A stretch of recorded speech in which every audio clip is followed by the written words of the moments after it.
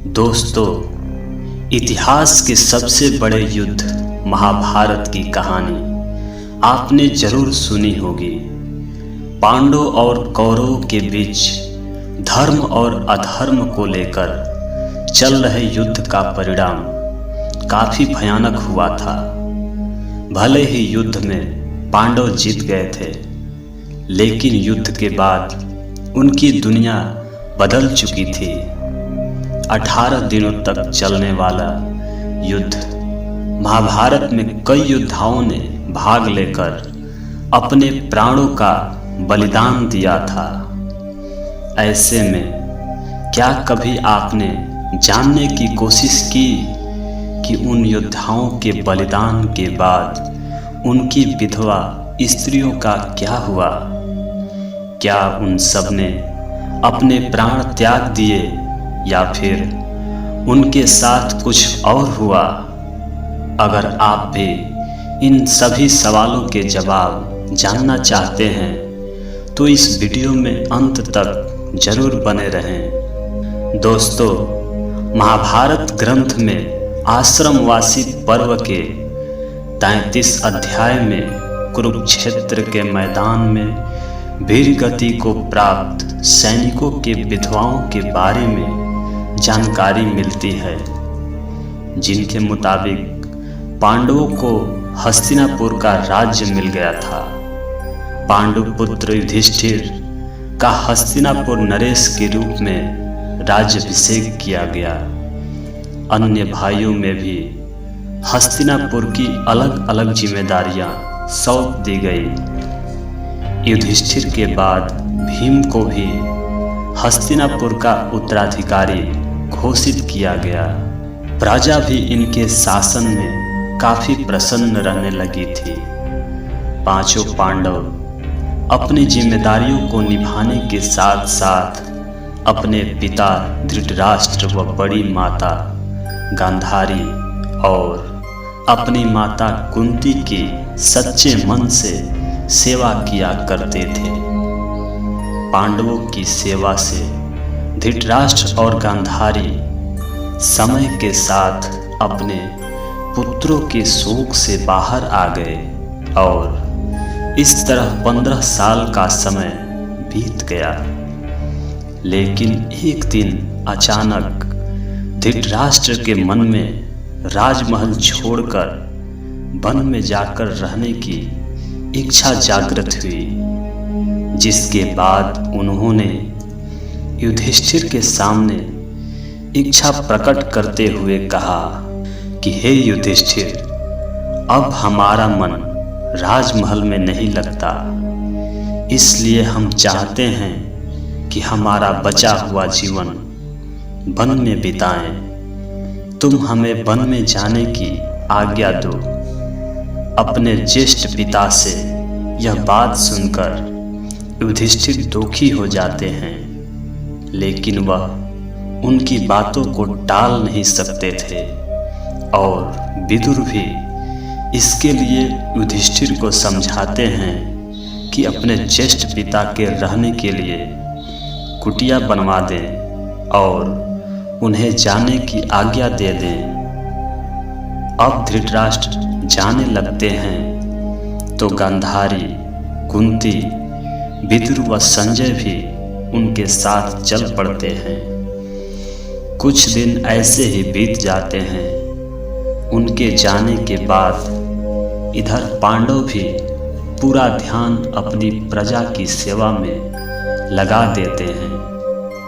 हस्तिनापुर की प्रजा भी पांडवों की सेवा से काफी प्रसन्न रहती हैं, लेकिन इस प्रजा में शामिल वह विधवा स्त्रियां अभी भी शोक में रहती हैं, जिनके पति कुरुक्षेत्र के मैदान में वीरगति को प्राप्त हो गए थे। अपने पतियों के शोक में स्त्रियां हमेशा रोती और विलाप करती रहती थी। युधिष्ठिर चाहकर भी उनके दुखों को दूर नहीं कर सकते। खुद अपने लोगों को अपने आंखों के सामने मरते हुए देखा था। कुछ दिन ऐसे ही दिन बीत जाता है।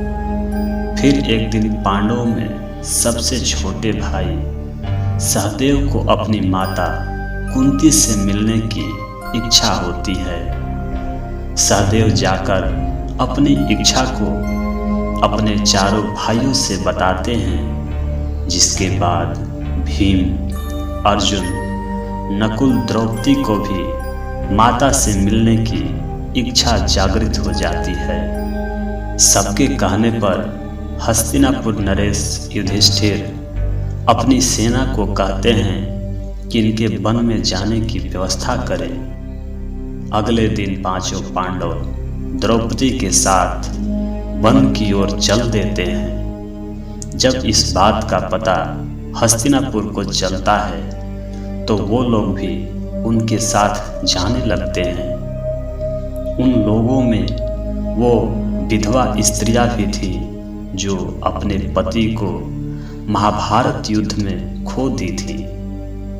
वन में जाकर पांचों पांडव आश्रम में जाते हैं, जहां धृतराष्ट्र, गांधारी, माता कुंती, विदुर व संजय निवास कर रहे थे और हस्तिनापुरवासी उनके पास ही अपना डेरा जमा लेते हैं। कुछ दिन ऐसे ही बीत जाते हैं।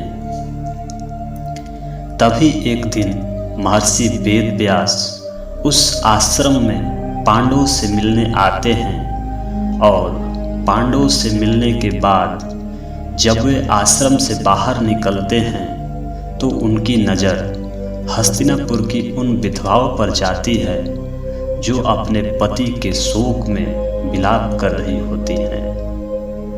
महर्षि वेद व्यास अन्य निवासियों पर भी गौर करते हैं।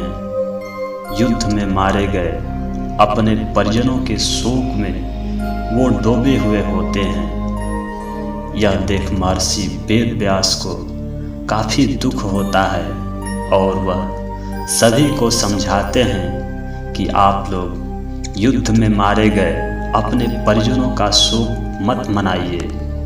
वे सभी लोग जिस लोक में हैं सुखी पूर्वक रह रहे हैं और वे वहाँ काफ़ी प्रसन्न हैं।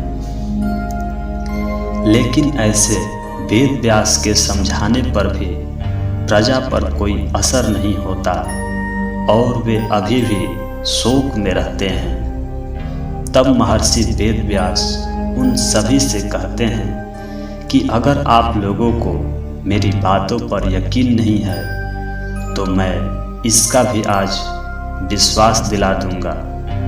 आज रात को आप सभी को आपके परिजनों से मिलवाऊंगा।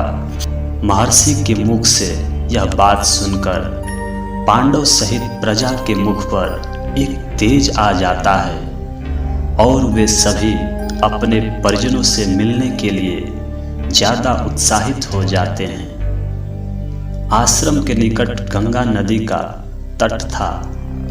महर्षि व्यास ने कहा कि शाम के समय वे सभी लोग अपने परिजनों से मिलने के लिए गंगा तट पर आए।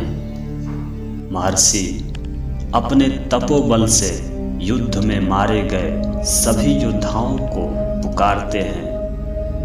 महर्षि के तपोबल से सभी योद्धा एक एक करके गंगा नदी से बाहर निकलते हैं।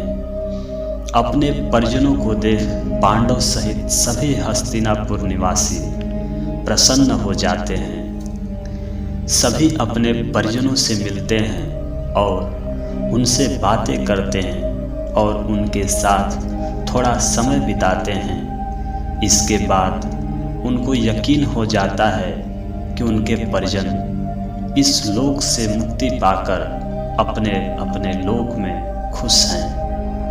ये सब जानने के बाद जो भी अपने परिजनों के प्रति शोक होता है वह समाप्त हो जाता है। कुछ समय बीतने के बाद युद्ध में मारे गए योद्धा गंगा नदी में डुबकी लगाकर अपने अपने लोक चले जाते हैं। उनके वापस जाने पर जितनी विधवा स्त्रियां होती हैं वे वापस से दुखी ही रहती हैं। ये देखकर महर्षि वेद व्यास विधवा स्त्रियों से कहते हैं कि जो स्त्रियां अभी भी दुखी हैं वे इस गंगा के पवित्र जल में डुबकी लगाकर अपना जीवन त्याग कर अपने परिजन के साथ उस लोक में जा सकती हैं। ऋषि के मुख से यह बात सुनकर वहां उपस्थित सारी स्त्रियां गंगा नदी के पवित्र जल में डुबकी लगा देती हैं और अपने जीवन को त्याग कर अपने अपने लोक चली जाती हैं। दोस्तों, महाभारत की घटना अपने आप में हैरान कर देने वाली एक अद्भुत घटना है। चचेरे भाइयों के बीच हुए इस महायुद्ध को बहुत से लोग द्रौपदी को दोष देते हैं, तो कोई कौरव की लालच और अहंकार की जीत मानते हैं। वहीं कुछ ऐसे भी हैं जिनका कहना है कि शकुनी की वजह से इस महाभारत की पृष्ठभूमि का निर्माण हुआ। खैर, जो भी है, इस भयंकर युद्ध में लाखों लोगों की जानें गई, साथ ही पूरे कुरुवंश का विनाश हो गया। तो दोस्तों, इस विषय में आपकी क्या राय है, हमें कमेंट करके जरूर बताएं। धन्यवाद।